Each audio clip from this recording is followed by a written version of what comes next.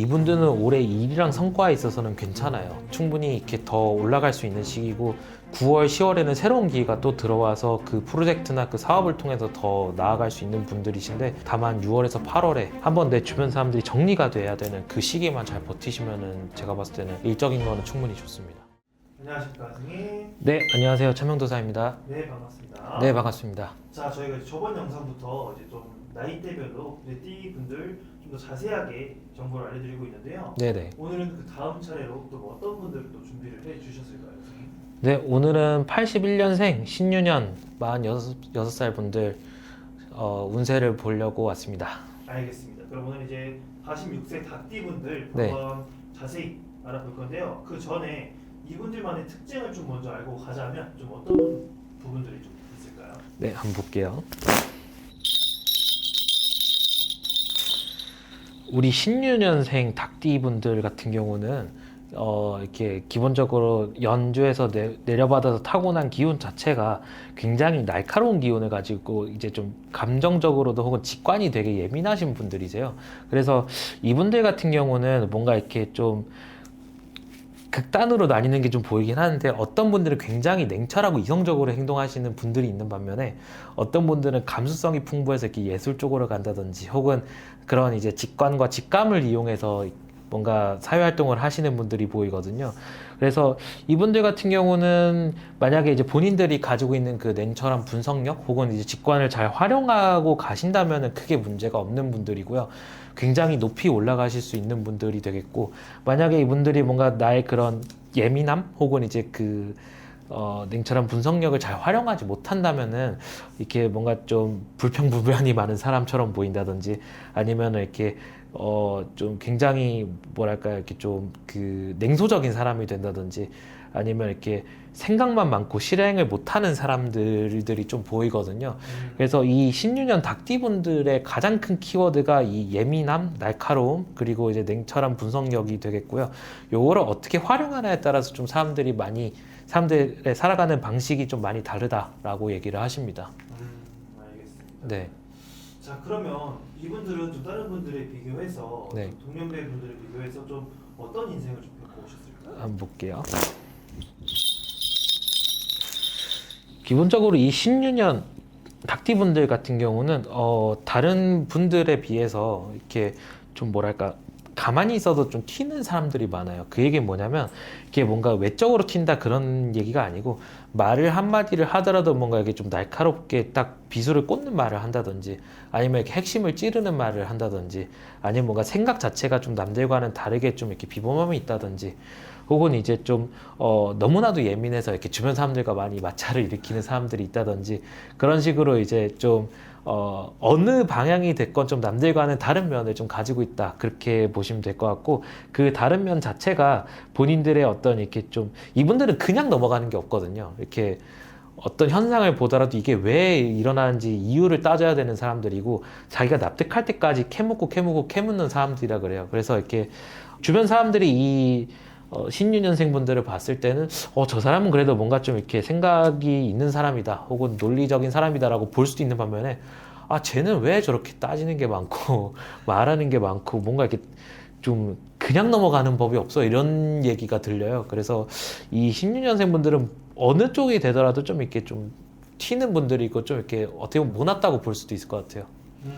알겠습니다. 그러면 이분들은 좀 사람들한테 좀 약간 호불호가 있는 편이겠네요. 이분들은 이렇게 지금 옆에서 얘기해 주시는 내용들이나 혹은 이제 저도 이제 점사를 보다 보니까 이 신유년생 분들을 종종 접하잖아요. 이렇게 확실히 호불호가 있으신 분들이세요. 네. 그럼 그만큼 이제 주위 사람들이 넓은 거보다는 좀 약간 진짜 네. 맞는 분들만 맞는 부분인가요? 이분들이 사업을 하든 뭐 장사를 하든 아니면 이제 회사에서 뭔가 이렇게 리더격이 되든 다들 공통점이 이렇게 자기랑 잘 맞는 몇몇 사람들한테만 잘해주고 그 사람들만 끌고 가지 이렇게 좀 사람들을 많이 가리는 스타일이시네요. 네. 알겠습니다. 본인이 약간 그 컷하는 그 범위가 딱 있나 보네요. 그것도 그렇고 그리고 이제 애초에 이분들이랑 뭔가 이렇게 가까이 다가가고 친해질 수 있는 사람이 별로 없더라고요. 워낙 이렇게 좀 예를 들어서 같이 일을 하더라도 말을 이렇게 그 직설적으로 핵심만 간단히 이렇게 아하. 툭툭 쏘는 스타일이시고 또 거기에 이렇게 상처를 받는 사람들도 많으시고. 아, 네. 알겠습니다. 그럼 다음으로 넘어가서 이분들 같은 경우에는 2016년 전 2015년까지 좀 어떤 식으로 좀 마무리가 되는 편이었나요? 한번 볼게요. 근데 제가 봤을 때 이 16년생 분들은 작년까지의 운세를 봤을 때 일단은 이분들은 작년은 그래도 어느 정도 이렇게 승승장구하신 분들로 보여요. 대부분 이렇게 사업을 하시더라도 내가 이렇게 뭔가 사업을 잘 읽어 나가신 분들로 보이고, 뭔가 이렇게 문제가 생기더라도 이렇게 문제를 어느 정도 이겨내고 계신 분들로 보이거든요. 마찬가지로 이분들이 직장에 계시더라도 이렇게 뭔가 승진을 한다든지 아니면 성과를 인정받았던 사람들로 보이고요. 그래서 2025년에 이 신유년생의 분들은 뭔가 좀 힘든 일이 있었더라도 그 힘듦을 이겨내고 다시 이렇게 올라오시는 분들로 보입니다. 저는. 아, 네. 알겠습니다. 네.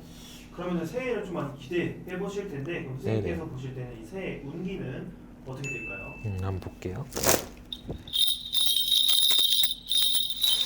기본적으로 사업이 됐건 장사가 됐건 아니면 뭐 직장인이 됐건 이분들의 이렇게 커리어상에 있어서의 승승장구는 계속 이어나가지거든요. 그래서 거기에 대해서는 딱히 뭔가 더 드릴 말씀은 없긴 한데, 한 가지 옆에서 얘기하시는 게 올해는 딱 얘기하시는 게 믿는 도끼에 발등찍힌다라고 얘기를 하세요. 그 얘기는 뭐냐면 자기가 가장 믿었던, 특히나 올 6월에서 8월 여름쯤에는 내가 가장 믿었던 사람한테 뭔가 이렇게 좀 배신을 당하는 수가 들어오고, 그리고 이렇게 뭐랄까 좀 한번 주변 사람들이 정리가 돼야 되는, 그러니까 인간관계에 있어서 이게 주변 사람들이 한번 이렇게 싹 정리가 돼야 되는 수가 들어오거든요. 뭐 그럼에도 불구하고 이분들의 커리어상으로는 크게 문제가 없습니다. 다만 이제 내 주변 사람들이 한번 이렇게 갈려 나가면은 또 심적으로 힘든 시기가 오잖아요. 그게 올 여름쯤이라고 보시면 될 것 같습니다. 알겠습니다. 네. 그러면 그때부터는 좀 약간 괜찮아지는. 제가 봤을 때는 이분들이 한 8월까지 뭔가 내 주변 사람들이 한번 정리가 되고, 왜냐면 이제 이분들이 올 하반기부터 새로운 대운이 들어오는 시기거든요.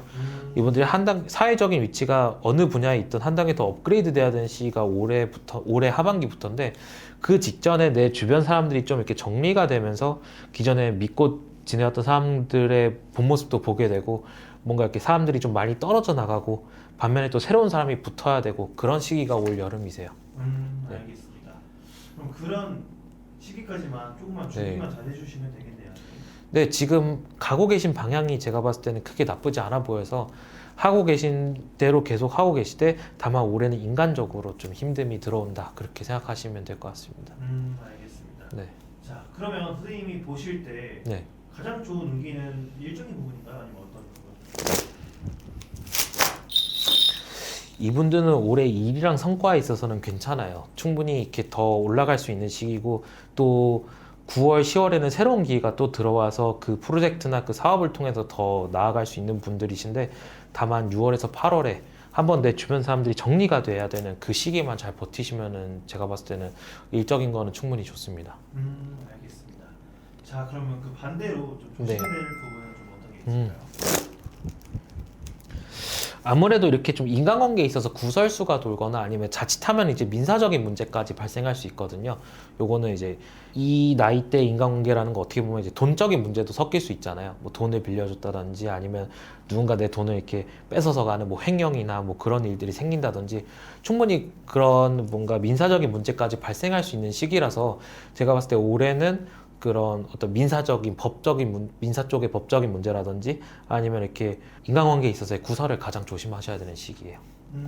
알겠습니다. 네. 자, 그러면 이분들 같은 경우에는 그런 부분만 좀 조심하면은 네. 한 해는 좀 무탈이 넘어갈 수 있는 부분인가요? 네, 올 여름 6월에서 8월 이렇게 좀 인간관계에 있어서의 구설과 좀 법적인 민사적인 문제, 그것만 잘 넘어가시면은 이분들은 나머지는 크게 문제가 없으십니다. 알겠습니다. 네. 자, 그럼 이 정보만 좀 참고해 주시면 그래도 한 해는 좀 무탈이 지날 것 같으시니까 네. 좀 참고 부탁드리고요. 저희가 매번 말씀드리지만 또 모든 분들이 같진 않다는 거 네. 참고해 주시면 될 것 같고요. 좀 자세한 건 선생님께 한번 여쭤보면 될 것 같습니다. 자, 마지막으로 시청자분들에게 마무리 인사 한 말씀 부탁드릴게요, 선생님. 우리 81년생, 16년생 분들 지난 2025년 그 일하시느라 고생 많으셨고요. 제가 봤을 때는 이분들은 본인 커리어상 충분히 잘 쌓아가고 계신 분들인데 다만 올 여름에는 내가 이렇게 한 단계 사회적인 지위가 더 올라가야 되는 해다 보니까 기존에 알고 지내던 사람들이 좀 정리가 되고 그 과정에서 자칫하면 민사적인 문제까지 발생할 수 있는 걸로 보이거든요. 그래서 올 여름 잘 보내시고 남은 한 해 승승장구하시길 기원하겠습니다. 감사합니다. 네, 감사합니다.